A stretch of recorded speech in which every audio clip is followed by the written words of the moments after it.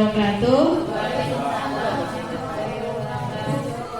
Yang terhormat Bapak Kepala Sekolah Dasar Negeri Karangbintang beserta Bapak Ibu guru yang saya hormati, ucapan terima kasih telah berhadir di tempat ini dalam rangka diseminasi penerapan budaya positif di SDN Negeri Karangbintang bersama saya Nurul Hidayah SPD CGP Angkatan 9 dari Kabupaten Tanah Bumbu. Pertama-tama marilah kita panjatkan rasa puji syukur kita kehadirat Allah Subhanahu wa taala yang mana pada pagi hari ini kita berkumpul di tempat ini dalam keadaan sehat walafiat. Dan tak lupa pula selawat serta salam marilah kita haturkan kepada junjungan kita baginda Nabi Muhammad SAW. Semoga kita selalu menjadi suri tauladan bagi beliau ila yaumil qiyamah. Amin amin ya rabbal alamin. Baiklah Bapak Ibu, pada hari ini saya akan menyampaikan diseminasi penerapan budaya positif.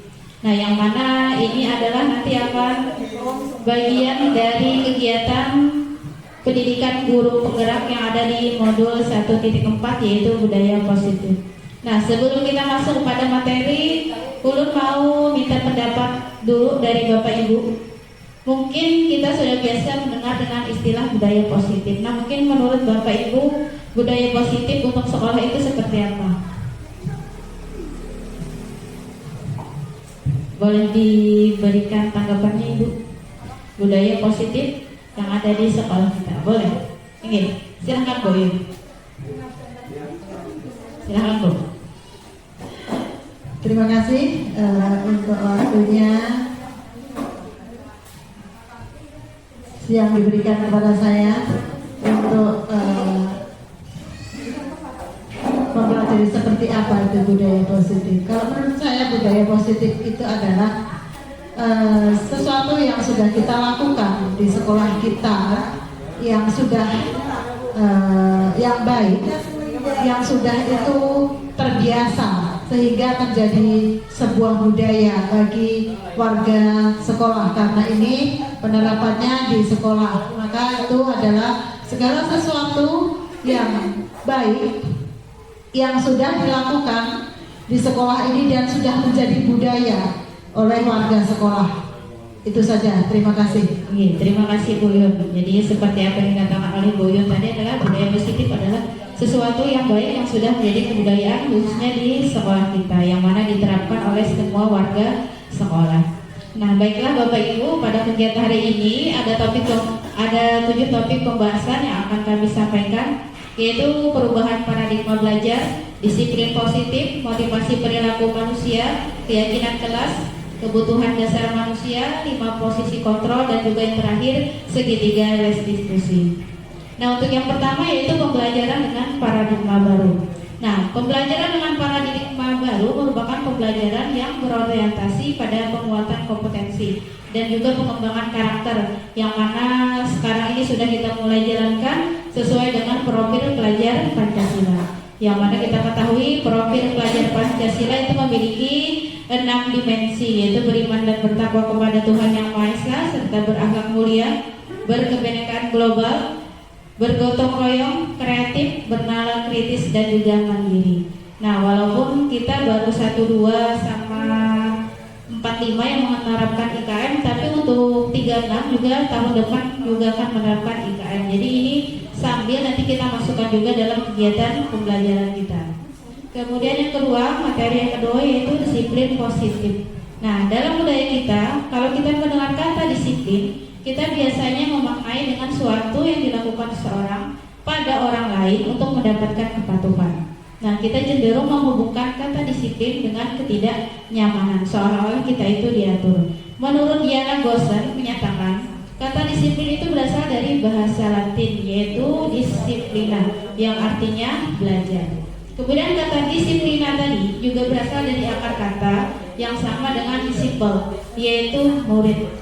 Nah, untuk menjadi seorang murid harus paham betul alasan mengapa mereka mengikuti suatu ajakan tertentu, sehingga motivasi yang terbangun adalah motivasi dari dirinya sendiri, bukan dari motivasi luar atau dorongan orang lain. Contoh, saat kita kegiatan pembelajaran, di awal pembelajaran pasti kita menjelaskan Nah, kita hari ini belajar pecahan. Tujuannya adalah supaya kalian bisa menjumlahkan pecahan dengan berpenyebut beda misalnya. Nah, jadi anak-anak itu tahu, oh tujuan pembelajaran hari ini adalah supaya saya bisa menjumlahkan pecahan dengan berpenyebut berbeda. Jadi mereka itu punya tujuan seperti itu. Kemudian, nah di sini ada teori kontrol menurut William Glasser. Di sini dijelaskan bahwa Anda tidak bisa mengontrol orang lain, hanya Anda yang bisa mengontrol diri Anda sendiri. Nah, di sini maksudnya bahwa kita tidak bisa dipaksa atau memaksakan kehendak kita pada orang lain. Munculnya motivasi atau kontrol diri itu adalah pada diri kita sendiri. Kemudian, semua perilaku apa yang kita lakukan itu memiliki tujuan. Kemudian ada lagi di sini model berpikir menang dan kalah. Menang, bukan menang dan kalah. Yang jelas nanti ada kolaborasi dan konsensus menciptakan pilihan-pilihan baru. Kemudian realitas kebutuhan kita yang berbeda. Kita berusaha memahami pandangan orang lain tentang dunia. Jadi kita tidak bisa memaksakan pandangan kita itu harus sama dengan orang lain. Jadi kita bisa menerima setiap perbedaan yang ada. Kemudian langsung ke materi yang ketiga. Ada teori motivasi, hukuman, dan penghargaan serta restitusi. Kemudian, nah di sini Bu, teori motivasi perilaku manusia terbagi menjadi 3. Ada yang eksternal, kemudian ada yang internal. Seperti yang Ulun jelaskan tadi, kalau yang eksternal itu masih motivasi atau dorongan dari luar, bukan berdasarkan kesadaran diri sendiri. Contoh yang pertama, motivasi perilaku manusia untuk menghindari ketidaknyamanan atau hukuman. Nah ini misalnya Ulun datang ke sekolahan tepat sebelum jam 8. Takut misalnya kalau terlambat takut dihukum oleh kepala sekolah. Nah itu berarti motivasi saya adalah untuk menghindari ketidaknyamanan atau hukuman. Kemudian yang kedua, untuk mendapatkan imbalan dari orang lain atau institusi. Contoh lagi misalnya kalau yang pertama tadi Ulun datang ke sekolah tepat waktu karena takut dihukum.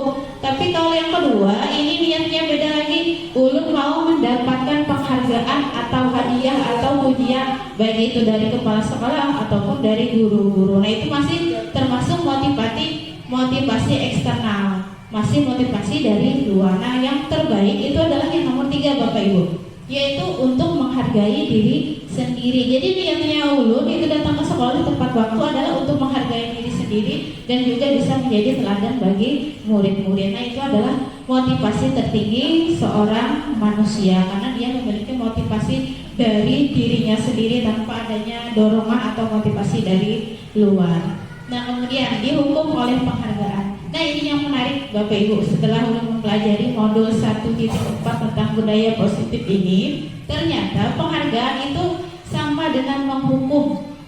Kenapa sama? Karena sama-sama ingin mengontrol orang lain. Nah di sini menurut Alpikon, di saat kita berulang kali menjadikan hadiah kepada anak-anak agar berperilaku bertanggung jawab, atau kepada seorang murid agar mempelajari sesuatu yang baru, atau kepada seorang karyawan agar melakukan pekerjaan yang berkualitas, itu kita sedang berasumsi mereka tidak dapat melakukannya atau mereka tidak akan memilih untuk melakukannya apabila kita tidak memberi hadiah. Padahal sebenarnya walaupun tidak kita beri hadiah, mungkin mereka bisa saja melakukannya, tapi karena terbiasa kita berikan hadiah-hadiah, baik kita berikan penghargaan, jadi kita itu asumsinya mereka ini tidak dapat kalau tidak diberi penghargaan. Nah itu sehingga disebut dihukum oleh penghargaan. Nah kemudian menurut Alpikon pada wawancara SCD Annual Conference pada Maret 1995 mengemukakan baik penghargaan maupun hukuman itu adalah cara-cara mengontrol perilaku yang menghancurkan potensi untuk pembelajaran yang sesungguhnya. Karena apa? Karena sesungguhnya tindakan belajar, kita mau belajar itu sendiri adalah suatu penghargaan yang sesungguhnya. Jadi kita harus memunculkan motivasi intrinsik untuk diri kita sendiri, yang mana nanti itu adalah kembali lagi ke kita untuk menghargai diri kita sendiri. Nah kemudian teori Alpikon juga menjelaskan mengenai penghargaan. Penghargaan ini efektif jika menginginkan seseorang melakukan sesuatu yang kita inginkan dalam jangka waktu yang pendek. Contoh misalnya saat kita memberi tugas kelompok, nah hari ini siapa yang kelompoknya paling dapat nilai besar akan diberi hadiah. Nah itu efektif tapi dalam jangka waktu yang pendek. Kemudian yang kedua, jika kita menggunakan lagi dan lagi penghargaan, maka orang tersebut akan bergantung pada penghargaan yang diberikan serta kehilangan motivasi dari dalam. Jadi karena sudah terbiasa kita beri penghargaan, kita beri hadiah-hadiah, mereka jadinya ketergantungan. Suatu saat tidak kita beri, mereka tidak termotivasi karena tidak ada penghargaan tadi. Nah, kemudian yang ketiga, penghargaan menghukum. Nah, mereka yang tidak mendapatkan penghargaan, contoh ranking di kelas, bisa kita memberi ranking 1, 2, 3, 4. Yang terhukum itu adalah yang keempat, padahal sedikit sekali tipis beda sama saya. Nah, itu menjadi hukuman bagi yang tidak mendapatkan peringkat tadi. Atau misalnya dapat hadiah buku 1, 2, 3 dapat hadiah buku, yang keempat tidak. Nah, itu juga menghukum bagi yang tidak mendapatkannya. Makanya di sini dijelaskan bahwa penghargaan dan hukuman adalah hal yang sama karena keduanya kita sama-sama mencoba mengontrol perilaku seseorang. Nah, di sini ada Bapak Pendidikan kita, Ki Hajar Dewantara, menyatakan merdeka. Merdeka itu artinya tidak hanya terlepas dari perintah, akan tetapi juga cakap buat memerintahkan diri sendiri. Makanya tadi yang diutamakan adalah motivasi intrinsiknya, motivasi dari dalam dirinya. Tanpa perintah dari orang lain, dia bisa memerintah dirinya sendiri. Nah, di sini ada hukuman, ada konsekuensi.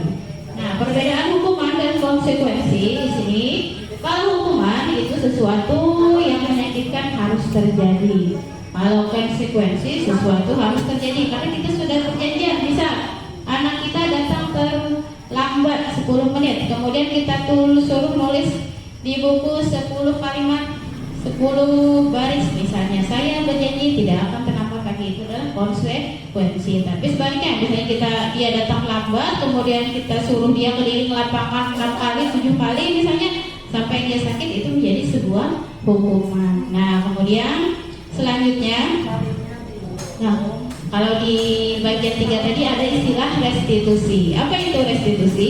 Nah, restitusi adalah proses menciptakan kondisi bagi murid untuk memperbaiki kesalahan mereka sehingga mereka bisa kembali pada kelompok mereka dengan karakter yang lebih kuat. Nanti di akhir pembelajaran itu Bu ada namanya segitiga restitusi. Lanjut, nah di sini perbedaan hukuman, konsekuensi dan juga restitusi. Kalau hukuman, sistem tidak akan berjalan jika murid tidak takut. Nah, misalnya biasanya kalau kita menakut-nakuti anak, awas kamu kalau mengerjakan PR ibu dirikan di depan.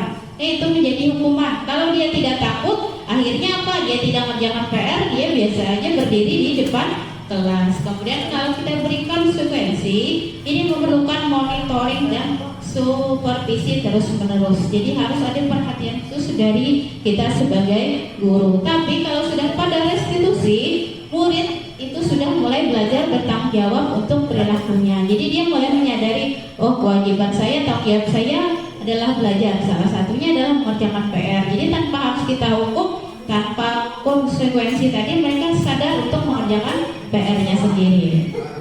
Nah, kemudian di sini ada identitas gagal, kemudian ada identitas sukses. Nah, yang hukuman itu termasuk pada identitas gagal karena sesuatu menyakitkan harus terjadi. Tapi kalau yang identitas sukses itu masuk pada konsekuensi dan restitusi. Cuma bedanya kalau konsekuensi itu pada tahapan netral. Kita mau ambil yang positifnya, maka kita harus menerapkan yang namanya restitusi.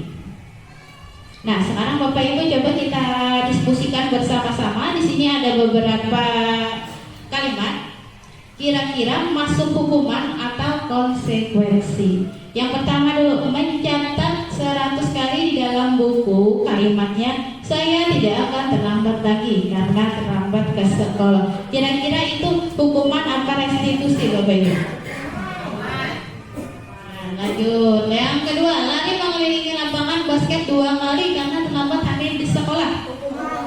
Masuk hukuman. Lanjut. Murid diminta untuk push up 15 kali karena tidak menggunakan masker ke sekolah. Hukuman atau konsekuensi? Hukuman. Oke, lanjut, nanti kita cari sama-sama jawabannya. Kemudian menggantikan kertas tugas teman yang telah dicoret-coret. Itu konsekuensi. Lanjut ya. Murid disuruh untuk tidak mengenakan sepatu seharian di sekolah karena tidak mengenakan sepatu hitam. Konsekuensi apa hukuman? Hukuman. Oke, lanjut yang terakhir. Lari mengelilingi lapangan basket 2 kali karena terlambat 10 menit untuk pelajaran PJOK. Hukuman apa konsekuensi? Hukuman. Oke, nah sekarang konsekuensi. Oke, lanjut. Sekarang kita lihat jawabannya ya Bapak Ibu ya. Dari yang tadi. Nah, ternyata yang mencatat tadi 100 kali masuk pada hukuman karena itu terlalu berlebihan. Iya, terlalu banyak untuk anak. Akhirnya anak merasa tersakiti, maka hasilnya menjadi sebuah hukuman. Kemudian yang kedua, lari mengelilingi lapangan basket 2 kali. Itu juga termasuk hukuman. Kenapa? Karena tidak ada kaitannya dengan pembelajaran, maka itu menjadi sebuah hukuman. Kemudian yang ketiga, push up 15 kali juga termasuk pada hukuman. Itu terlalu berlebihan bagi anak. Nah, kemudian menggantikan kertas tugas, benar sekali apa yang Bapak Ibu jawab tadi, itu adalah konsekuensi karena mereka tahu bahwa yang mereka lakukan itu salah dan hukumannya pun atau konsekuensinya pun sepadan saja dengan yang dilakukannya. Kemudian membersihkan tumpahan air, nah ini juga konsekuensi, mereka harus bertanggung jawab. Kemudian yang ini, nah tidak menggunakan sepatu seharian, nah jelas ini adalah hukuman karena ini membuat malu anaknya. Yang terakhir, nah lari mengelilingi lapangan basket 2 kali karena terlambat. Kenapa jadi konsekuensi? Karena dia berkaitan masih dengan pembelajaran olahraga. Oke. Nah di sini ada 9 ciri-ciri restitusi. Restitusi itu bukan untuk menebus kesalahan, namun belajar dari kesalahan. Yang kedua, restitusi itu memperbaiki hubungan. Yang ketiga, tawaran, bukan paksaan. Jadi kita tidak memaksa, kita memberi tawaran yang terbaik bagi si anak. Kemudian nomor 4, restitusi menuntut untuk melihat ke dalam diri. Jadi merefleksi diri, apakah yang dilakukan sudah baik, sudah benar, atau salah, apa yang harus diperbaiki. Kemudian 5, restitusi menjadi kebutuhan dasar yang mendasari tindakan. Jadi tindakannya itu dasarnya apa? Kenapa dia melakukan seperti itu? Kemudian nomor 4, restitusi diri adalah cara yang paling baik daripada kita melakukan hukuman tadi. Jadi lakukanlah restitusi. Kemudian yang ketujuh, restitusi fokus pada karakter bukan pada tindakan. Jadi kita membentuk karakter anak itu sendiri. Kemudian fokusnya pada solusi serta mengembalikan murid yang berbuat salah pada kelompoknya. Nah lanjut yang keempat, keyakinan kelas. Nah kalau kemarin mungkin di awal pembelajaran kita sudah membuat peraturan kelas. Peraturan kelas anak tidak boleh ini, kita tidak boleh ini, itu masih peraturan. Peraturan masih bersifat ekstrinsik, masih bersifat dari luar. Nah sekarang itu berubah lagi menjadi yang namanya keyakinan kelas. Nah dalam pembentukan keyakinan kelas ada tahapan-tahapan yang bisa kita lakukan. Yaitu yang pertama, keyakinan kelas berupa pernyataan-pernyataan universal. Maksudnya di sini pernyataan yang umum, misal disiplin, saling menghargai, saling menghormati, toleransi. Nah itu adalah kata-kata atau pernyataan universal. Kemudian yang kedua, pernyataan keyakinan kelas senantiasa dibuat dalam bentuk yang positif. Nah sama seperti nomor 1, kalau dulu kan kita membuat peraturan jangan buang sampah sembarangan. Nah kata jangan itu masih ada kata negatif, tapi kita rubah ke kata yang lebih positif. Misalnya mari kita buang sampah ke tempatnya. Nah itu lebih positif daripada kita mengatakan jangan. Nah, kemudian kita jaga kebersihan. Nah itu juga lebih kepada kata-kata yang bentuk positif. Kemudian yang ketiga, keyakinan kelas hendaknya tidak terlalu banyak. Supaya apa? Supaya anak kita mudah ingat dan mudah dipahami oleh semua warga kelas. Yang keempat, keyakinan kelas sebaiknya juga diterapkan kontekstual atau sesuai dengan lingkungan kelas kita. Yang terakhir, semua warga kelas hendaknya ikut berkontribusi dalam pembuatan keyakinan kelas lewat curah pendapat. Jadi setiap anak itu diberi kesempatan untuk mencurahkan pikirannya apa menjadi keyakinan kelas yang mana itu akan menjadi disiplin bagi diri mereka sendiri. Nah, kemudian di sini ada pernyataan, mengapa tidak peraturan saja, mengapa harus keyakinan kelas? Nah, ternyata kenapa harus keyakinan? Karena kembali lagi tadi untuk mendukung motivasi intrinsik kembali ke nilai-nilai atau keyakinan-keyakinan yang lebih menggerakkan seseorang dibandingkan mengikuti serangkaian peraturan. Jadi dia sadar termotivasi atas dirinya sendiri, bukan paksaan, bukan karena hukuman atau dorongan dari orang lain. Nah, di sini ada lingkaran, dimulai dari peraturan kelas. Peraturan kelas kita jadikan ke keyakinan kelas.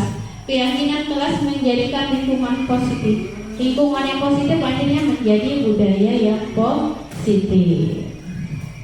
Nah, di sini ada kesepakatan atau keyakinan kelas.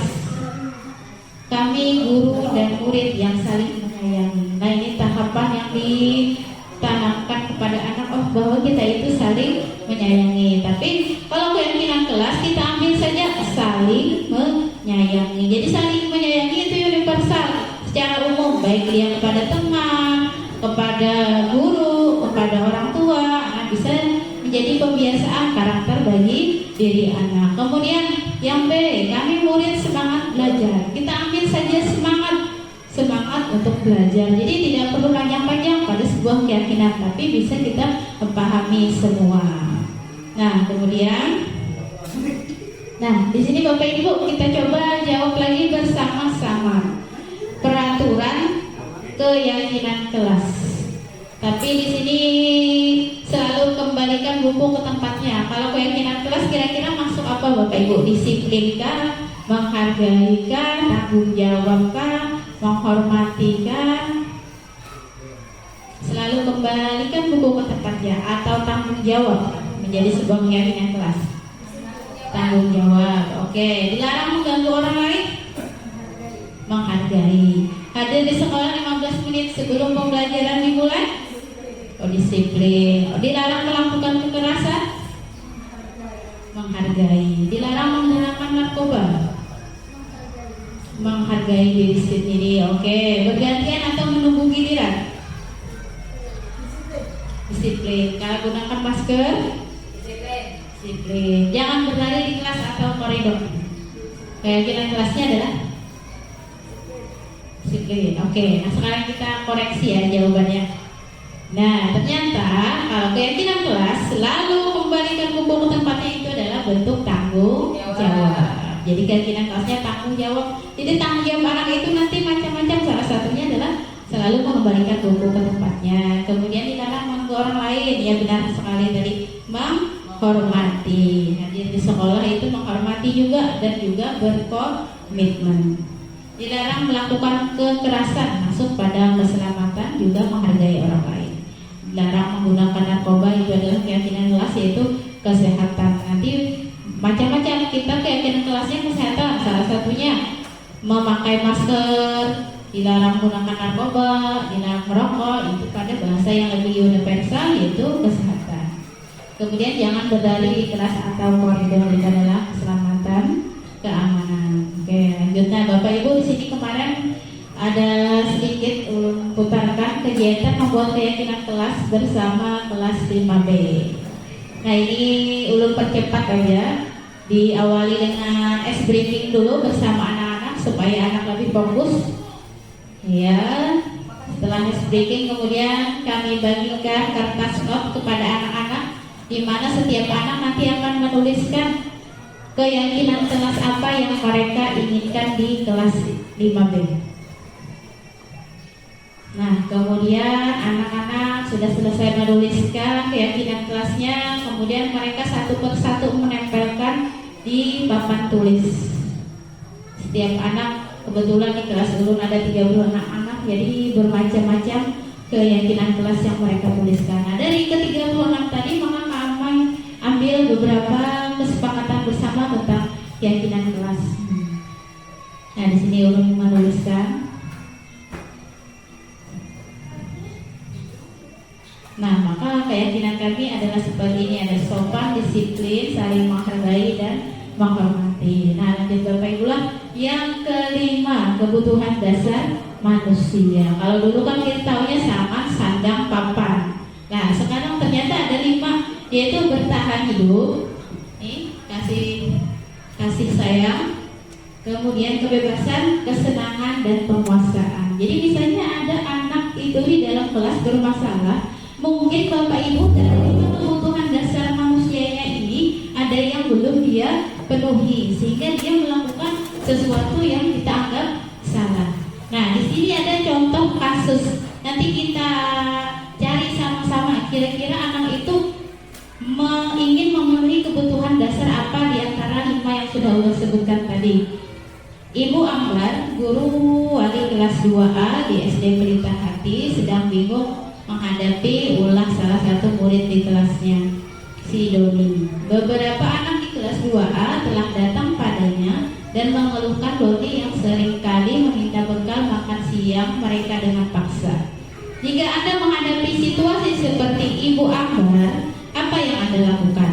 Menurut Anda, kira-kira apa alasan Doni melakukan itu? Nah, di pertanyaan pertama dulu, Bapak Ibu, kira-kira apa yang Bapak Ibu lakukan apabila Ibu Bapak menjadi Ibu Ambar? Di mana di kelas 2 ada anak Ibu atau Bapak namanya Doni yang suka meminta bekal makan siang Pak secara paksa pada teman-temannya. Apa dulu kira-kira yang kita lakukan?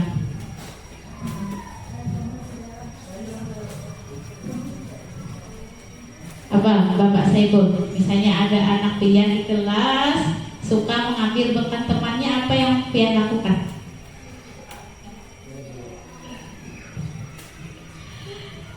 Apa kira-kira lah? Biasa kan anak-anak itu punya masalahnya masing-masing, ingin cari perhatian, ada aja yang mereka lakukan. Nah, biasanya apa? Pertama adalah kita memanggil Pak lah, kemudian panggil, ya,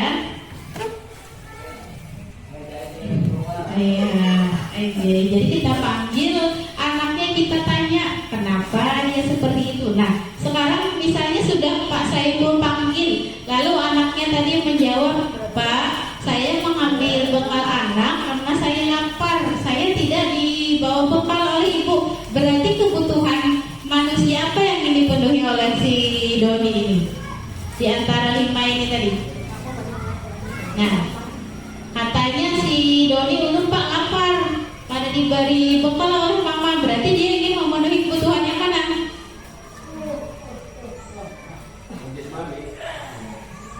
Apa Pak? Kebutuhan bertahan hidup karena dia lapar. Nah, seandainya si Doni menjawab, saya Pak hanya senang-senang aja karena saya suka melihat teman-teman menangis, berarti dia ingin memenuhi kebutuhan yang mana? Iya, kesenangan. Tapi misalnya si Doni menjawab lagi, saya Pak mau mencoba bekal teman karena ibu selalu membawakan bekal yang itu aja, berarti dia mau apa? Mau apa Bapak Ibu? Apa kira-kira? Dia mau kebebasan, bebas memilih, tapi mamanya bawakan mie, esok mie aja, padahal maunya yang lain. Jadi kurangnya adalah pada kebebasan. Tapi misalnya ketika Doni ini berbuat salah, kemudian temannya melapor kepada bapak memanggil orang tua ke sekolah, berarti dia apa itu? Minta apa? Kurang apa kebutuhan dasarnya? Iya, dia kurang kasih sayang dan ingin rasa diterima. Nah, seperti itu kira-kira Bapak Ibu untuk yang materi kebutuhan dasar manusia. Nah, sudah sampai ke bagian 6 kita, 5 posisi kontrol. Nah, ini sangat penting Bapak Ibu.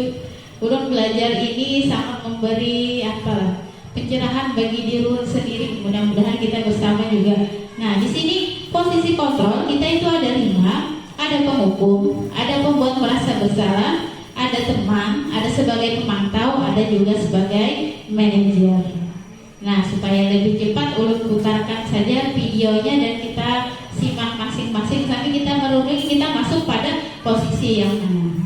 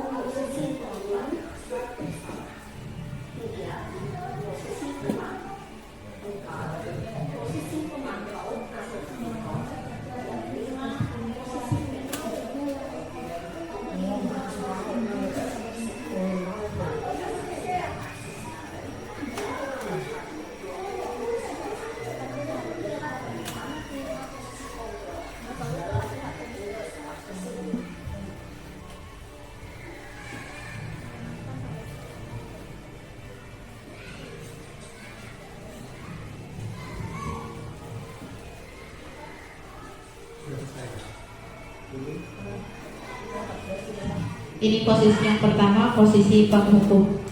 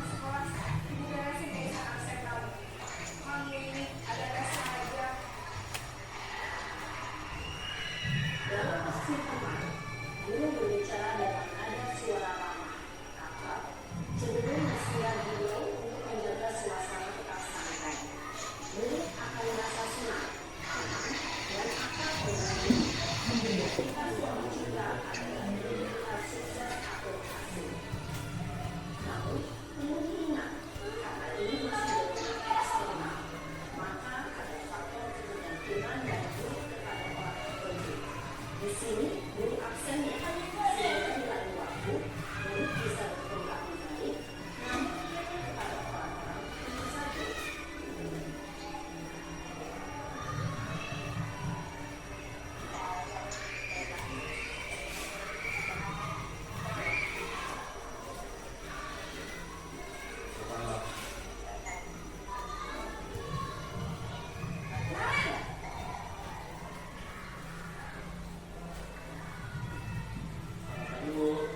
Naren, apa peraturan sekolah kita tentang jam berapa kita harus masuk sekolah?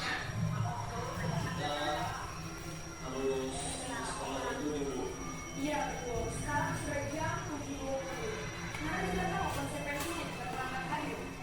Paham Bu, saya harus punya kelas pas jam istirahat selama 20 menit. Iya benar, konsekuensinya demikian. Jadi nanti jam 9.30 pas istirahat, kamu harus tinggal di kelas, kerjakan tugas tambahan untuk ketinggalan kamu. Ya? Oh, dari dulu. Posisi pemantau menggunakan perhitungan atau data Oh, jangan lalu bilang. guru mengarahkan murid berdasarkan peraturan dan konsekuensi. Seorang pemantau menunjukkan dalam satu menit dan ekspresi wajah yang datar atau cenderung formal.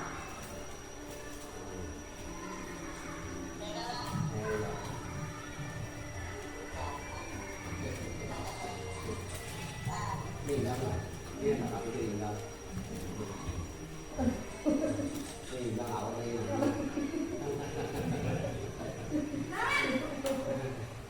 Nah, ada orang ni. Selamat pagi Bu. Selamat pagi Naren. Maaf Bu, Dia nu. saya Apa? Ya, sekolah masuknya jam 7. Sekarang sudah jam 7.20. Jadi sekarang bagaimana ini Naren? maaf Bu, saya lupa jawab. Saya semangat. Ya.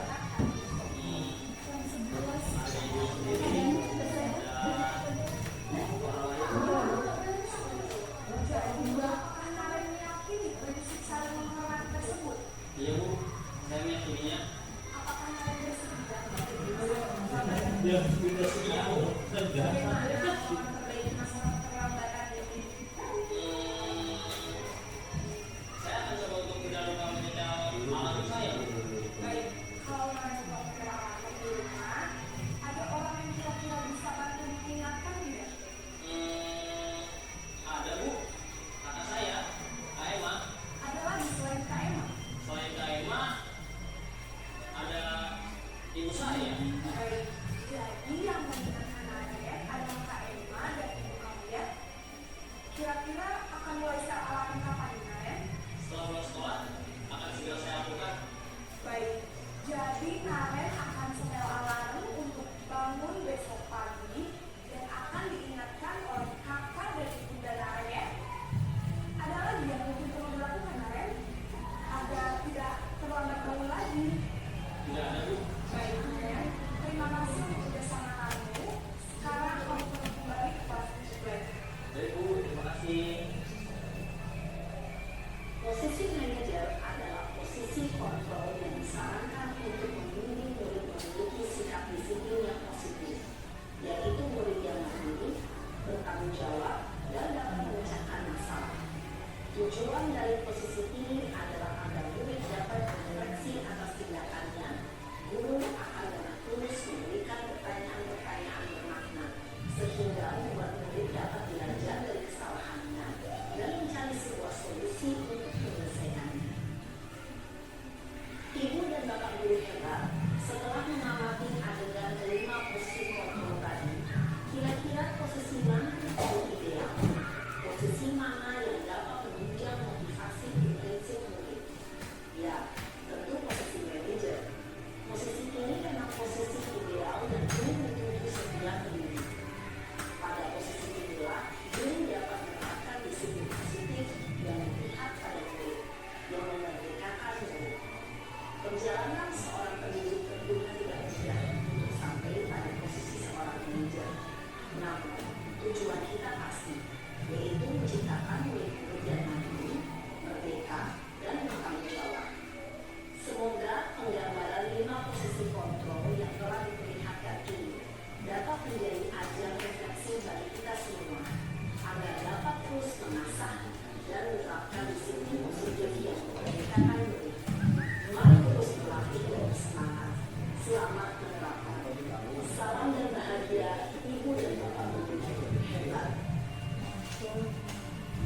Nah, Bapak Ibu tadi sudah dijelaskan pada video tadi ada 5 posisi kontrol kita, dari penghukum, kemudian pembuat merasa bersalah, teman, kemudian sebagai monitor atau pemantau, kemudian terakhir yaitu manajer. Jadi ternyata yang selama ini kita lakukan itu kebanyakan mungkin kita mengambil pada posisi penghukum yang kebanyakan ulun pun menyadari itu. Kadang-kadang kebanyakan juga mengambil pada posisi penghukum. Ternyata ada lagi posisi yang terbaik kita sebagai guru, yaitu sebagai di posisi manajer, dimana kita di situ membuat keyakinan kepada anak, bukan menyalahkan anak, tapi kita mencari solusi supaya apa yang salah pada anak tadi bisa diperbaiki atas kesadaran dirinya sendiri, bukan atas paksaan, atas hukuman, atau atas anjuran dari guru, tapi dia merefleksi dirinya sendiri untuk menjadi yang lebih baik. Nah, kemudian di sini ada pernyataan Bapak Ibu. Kita cari di antara 5 posisi tadi. Di sini ada pernyataan, saya kecewa sekali dengan kamu. Berarti siapa yang mengatakan ini? Penghukum kan? Si pembuat merasa bersalah, teman, mantau, atau manajer? Pada posisi yang mana? Yang menyatakan saya kecewa sekali dengan kamu. Penghukum. Kemudian kamu tidak pernah benar melakukannya. Pada posisi apa itu? Penghukum. Kemudian ayolah lakukan demi ibu atau bapak, berarti teman. Kemudian apakah kamu mau mendapatkan stiker bintang hari ini? Posisi apa itu kira-kira Bapak Ibu? Pemantau. Kemudian yang terakhir, bagaimana kamu bisa menyelesaikan masalah ini? Nah, itu dikatakan oleh si manajer. Kemudian terakhir, kamu selalu yang paling terakhir.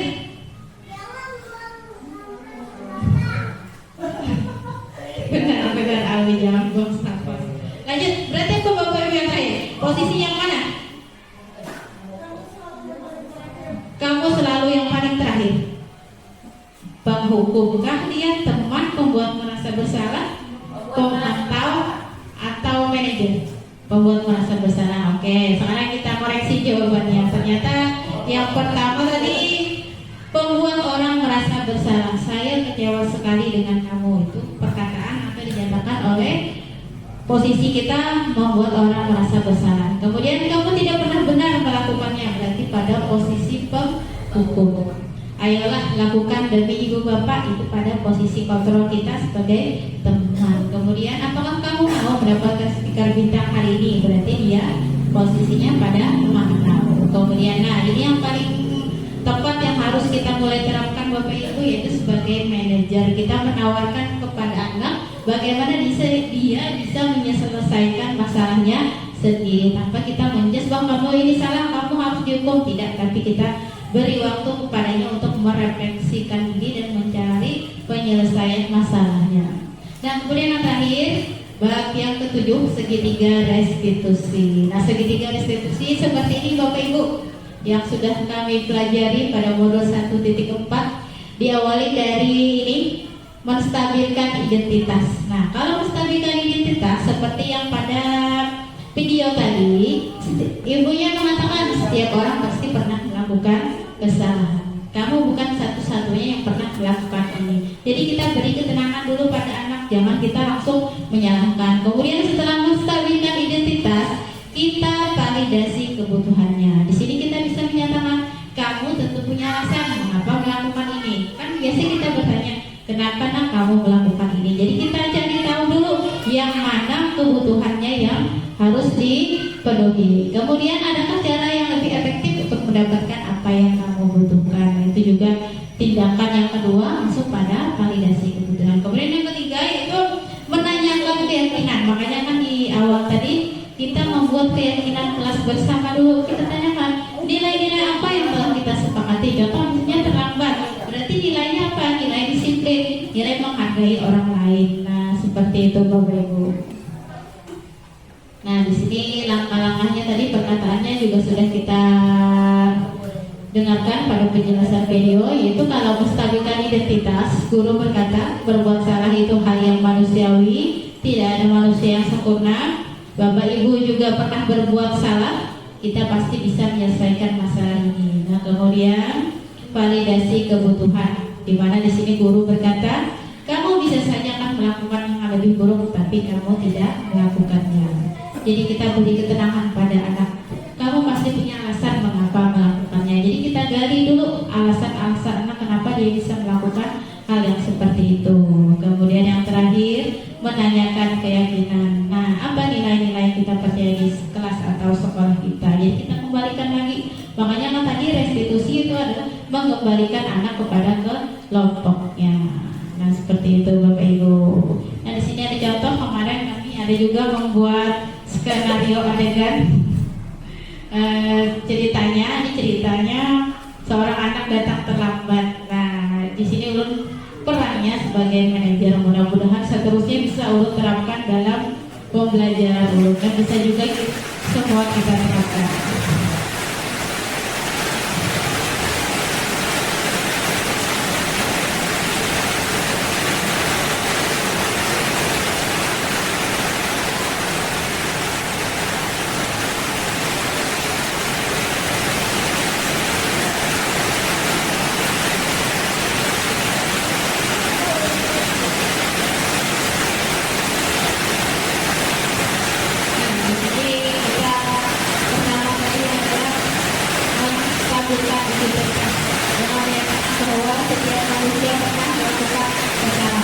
Kemudian kita lakukan validasi kebutuhan mengapa anak itu bisa terlambat. Kemudian terakhir nanti adalah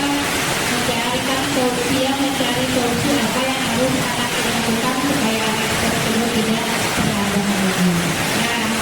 Nah, demikian Bapak Ibu kegiatan kita pada hari ini.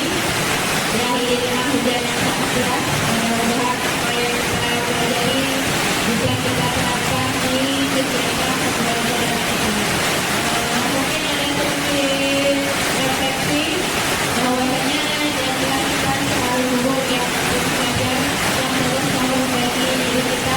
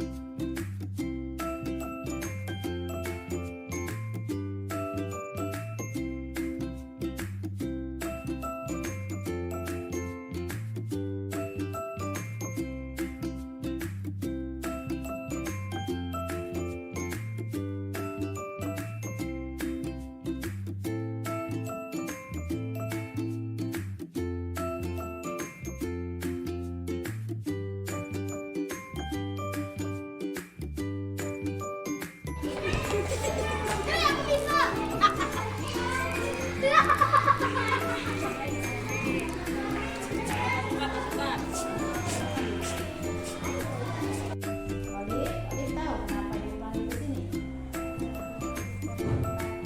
Tadi Olive masuk kelas jam berapa? Kita masuk kelas jam berapa? Sekarang coba. Olive berangkat dari rumah jam 8. Sekolah kita masuknya jam 8. Kira-kira Olive bisa datang tepat waktu tidak di sekolah? Olive namanya manusia pasti pernah melakukan kesalahan. Ibu pun juga pernah melakukan kesalahan. Ibu juga pernah datang terlambat ke sekolah sehingga ibu terlambat juga masuk ke dalam kelas. Tapi di sini ibu bukan mencari siapa yang salah. Kita akan mencari solusi bersama supaya Olive tidak datang terlambat lagi ke sekolah. Nah, Olive pasti punya alasan kenapa hari ini Olive datang terlambat. Kenapa Olive jadi bangun siang?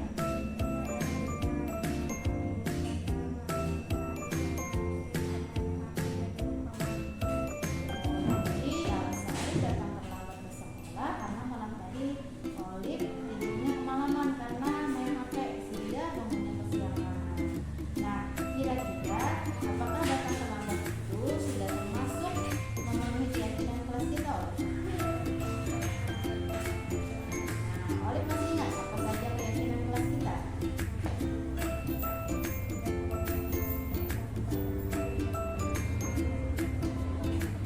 Nah, jika Olive masih ingat dengan keyakinan kelas kita, lalu langkah-langkah apa yang akan Olive lakukan supaya Olive tidak datang terlambat lagi ke sekolah?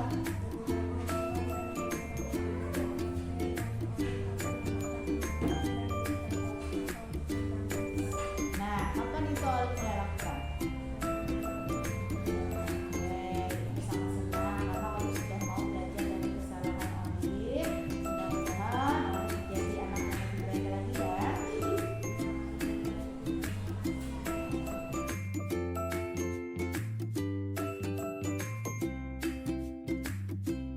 Assalamualaikum warahmatullahi wabarakatuh. Perkenalkan, saya Ahmadi SPD ISD. Saya selaku Kepala ISDN Karang Bintang. Saya sangat mendukung adanya program guru penggerak. Harapan saya semoga program guru penggerak dapat berjalan terus agar dapat memotivasi semua guru yang ada di Kabupaten Tanah Bumbu, khususnya guru-guru di ISDN Karang Bintang. Semoga program penggerak dapat berjalan dengan lancar dan sukses selalu. Salam guru penggerak, guru bergerak, Indonesia maju, sukses!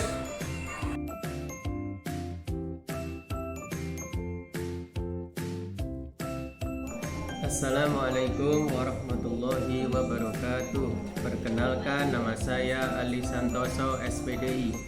Saya adalah rekan sejawat dari Bu Nurul Hidayah yang saat ini sedang mengikuti pendidikan calon guru penggerak angkatan 9. Kemarin Bu Nurul sudah melaksanakan diseminasi budaya positif di lingkungan sekolah.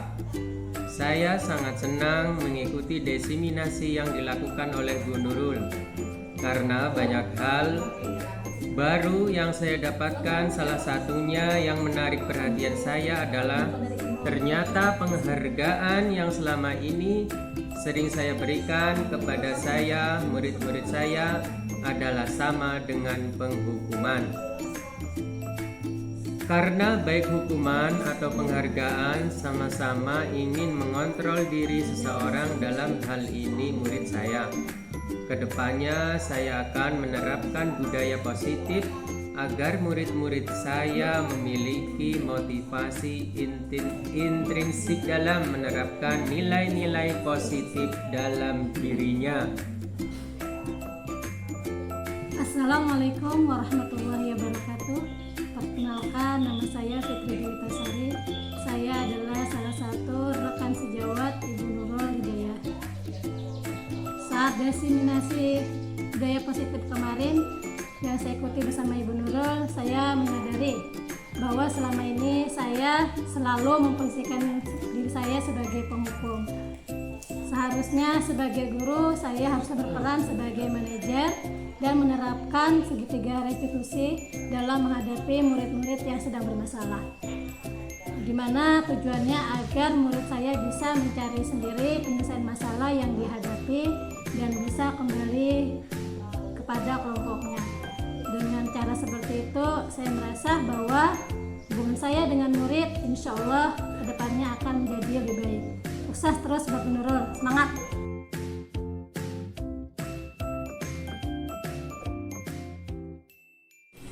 Assalamualaikum warahmatullahi wabarakatuh. Perkenalkan nama saya Ayurina Mulyana.